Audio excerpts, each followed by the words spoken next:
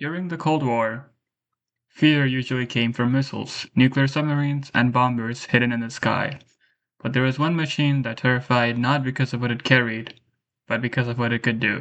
It carried no bombs or conquer.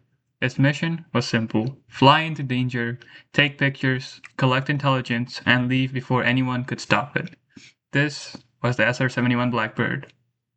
A machine so fast that missiles struggled to catch it, a machine so high-flying that the curve of the Earth became visible to its crew, a machine made not just from metal but from ambition, secrecy, and fear. At over Mach 3, flying around 85,000 feet above the Earth, the Blackbird did not fight enemy defenses, it made them irrelevant. And for the Soviet Union, that was their worst nightmare. Not an aircraft that they couldn't see, but an aircraft they could see and still could. Was the enemy preparing for war? In this world, information was power, but getting that information was dangerous. Before satellites became advanced enough, the United States relied heavily on spy planes. Aircraft like the U-2 spy plane could fly extremely high and take photographs of enemy territory. But there was a problem. In 1960, an American U-2 spy plane, flown by Francis Gary Powers, was shot down over the Soviet Union. That event changed everything. It proved that altitude alone was no longer enough. The Soviet Union had missiles that could reach high-flying aircraft, so the question became clear.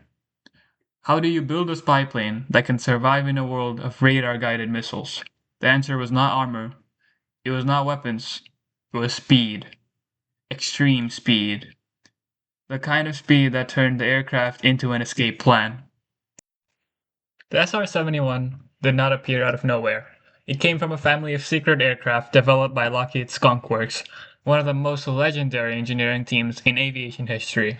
Before the SR-71, there was the A-12 Oxcart, a secret CIA reconnaissance aircraft built to fly higher and faster than anything that came before it. The goal was almost absurd. Build a plane that could cruise above Mach 3. Build a plane that could survive the heat created by flying faster than the 3 times the speed of sound. Build a plane that could fly so high that normal cockpit systems would not be enough to keep the crew alive. And build it during an era when the technology barely existed. This was not just engineering. This was problem solving at the edge of what was physically possible. At Mach 3, air does not behave like it does around a normal airplane. The aircraft hits up dramatically. Metal expands. Fuel behaves differently. The engines must breathe air moving at incredible speeds. Even the shape of the aircraft becomes a matter of survival. The SR-71 had to be long, sleek, sharp, and stable. Its black paint helped manage heat and reduce visibility. Its titanium body allowed it to survive temperatures that would damage ordinary materials. It looked less like a normal airplane and more like something from science fiction.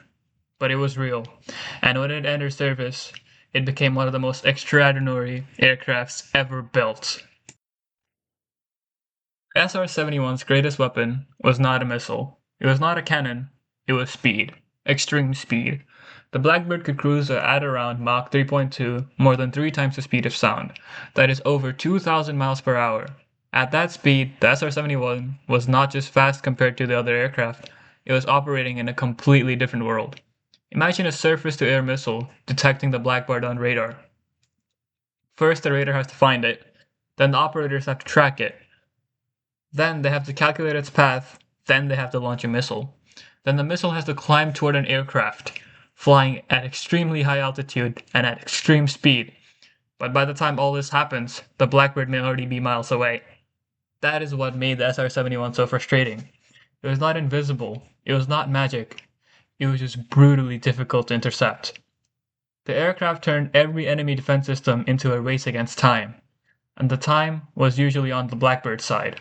Pilots often describe the response to a missile threat in a beautifully simple way. They would accelerate. That was the defense. No sharp dogfight, no dramatic turning battle, just more speed. The Blackbird's philosophy was almost arrogant in its simplicity. You can shoot at me, but you have to catch me first. Speed was only half of the story. The other half was altitude. The SR-71 could fly around 85,000 feet above the Earth. That is far above commercial airliners, which usually cruise at around 30,000 to 40,000 feet. At that height, the sky above begins to darken. the Earth's curvature becomes visible. The crew had to wear pressure suits similar to those used by astronauts because a normal cabin failure at that altitude would be extremely dangerous. The Blackbird was not simply flying, it was operating near the boundary between aviation and spaceflight. And from that altitude, it could see an enormous amount of territory. Its cameras and sensors could collect intelligence over vast areas without needing to fly directly over every target. This made it incredibly valuable. The SR-71 could photograph military bases, missile sites, airfields, naval facilities, and other strategic locations. And it could do this while moving so quickly that enemy forces had very little time to react. That combination of altitude, speed, and intelligence gathering made it one of the most powerful reconnaissance tools of the Cold War. It did not need to destroy anything, it just needed to see. And in the Cold War, seeing was everything. But building a plane like this came with enormous problems. The SR-71 was not easy to operate. It was not cheap. It was not simple. It was a machine that demanded perfection. One of the biggest problems was heat. When an aircraft moves at Mach 3, friction with the air causes its surface to become extremely hot. The Blackbird's titanium skin could expand during flight because of that heat. On the ground, the aircraft could even leak fuel because its panels and seals were designed to fit properly after expanding at high speed. That sounds insane, but it shows how unusual this aircraft was. It was designed not for the ground, but for the world it lived in at Mach 3. Even the fuel was special. The SR-71 used JP7, a fuel made to remain stable at under extreme conditions. The engines, the Pratt & Whitney J58s, were masterpieces of engineering. At high speed, they worked almost like a hybrid between turbojet and a ramjet, helping the aircraft sustain speeds that most aircraft could never reach. Everything about the Blackbird was extreme. The fuel, the engines, the materials, the cockpit, the maintenance, the flight planning. Even a single mission required enormous preparation. This was not a plane you can casually send into the sky. It was a national level instrument of intelligence. Every flight was expensive, complex, and demanding, but when the Blackbird worked, nothing else could do what it did. So why call it the Soviets' worst nightmare? Not because it could destroy the Soviet Union, not because it was the most powerful weapon in the American arsenal, because it represented something deeply frustrating. The Soviet Union built some of the most advanced air defense systems in the world: radars, missiles, interceptor aircraft, command networks. A huge defensive machine designed to protect Soviet airspace from American threats. And then came an aircraft that challenged the entire system. SR-71 did not need to fight those defenses head-on. It forced them into an impossible contest of reaction time. Could they detect it fast enough? Could they track it accurately enough? Could they launch in time? Could their missiles reach the right place before the Blackbird escaped? Again and again, the aircraft's answer was speed. This is what made the Blackbird terrifying. It was not a ghost. It was worse. It was a visible challenge. A machine saying, "You know I'm here. Now try to stop me." That psychological impact matters. During the Cold War, power was not just about what weapons you had, it was about what your enemy believed you could do. And the SR-71 sent a clear message. The United States could build a machine that operated beyond the reach of ordinary defense systems, a machine that could gather intelligence from the edge of space, a machine that could survive not by hiding, but by outrunning the threat.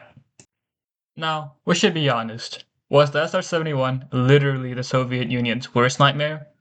Maybe not literally. Nuclear submarines, intercontinental ballistic missiles, stealth bombers, and spy satellites were also terrifying parts of the Cold War. The SR-71 was not the only machine that worried Soviet planners, but as an aircraft, it was uniquely intimidating. Because unlike a satellite, it was a piloted machine. Unlike a missile, it returned home. Unlike a bomber, it did not need to start a war to be useful. It lived in the strange space between science, espionage, and military power. It was a spy plane that looked like a weapon from the future, and in many ways, that is what made it legendary. It did not win battles in the traditional sense, it won moments. Moments where information was gathered, moments where enemy defenses were tested, moments where technology proved superior to fear. The Blackbird became more than an aircraft, it became a symbol of American engineering, a symbol of Cold War secrecy, a symbol of what happens when a nation decides that impossible is just another design requirement. The SR-71 is retired. It no longer screams across the sky at Mach 3. It sits in museums, silent and still, surrounded by visitors who stare at it like it came from another planet. And honestly, it almost feels like it did.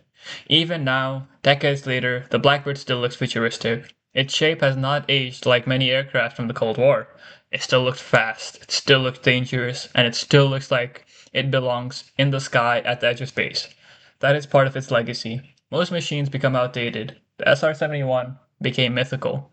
It represents a time when engineers solved problems with slide rules, wind tunnels, courage, and imagination. No modern aircraft has fully replaced its exact role in the public imagination. Satellites do much of the work now. Drones have changed reconnaissance. Stealth aircraft changed how nations think about survival in hostile airspace. But the SR-71 remains special because of how pure its idea was. Fly higher, fly faster, survive by being unreachable. That is the beauty of the Blackbird. It was terrifying not because it was cruel, but because it was elegant. It took one of humanity's oldest dreams to move faster than anyone else and turned it into a machine of national power. The SR-71 Blackbird was not just an airplane. It was a statement. A statement that speed could be armor, that altitude could be protection, that engineering could become intimidation. For the Soviet Union, it was a problem with wings, a target that could be tracked but rarely touched, a machine that exposed the limits of even the most advanced defenses. And for the pilots who flew it, it was a glimpse into a world few humans have ever known. A world where the sky turns dark, where the earth curves beneath you, where danger exists far below, and survival is measured in Mach numbers. The Blackbird carried no bombs, it needed none, because its true power was not destruction. Its true power was the ability to enter the most dangerous airspace on Earth, look directly at the enemy, and leave before they could do anything about it. That is why the SR-71 remains one of the greatest aircrafts ever built.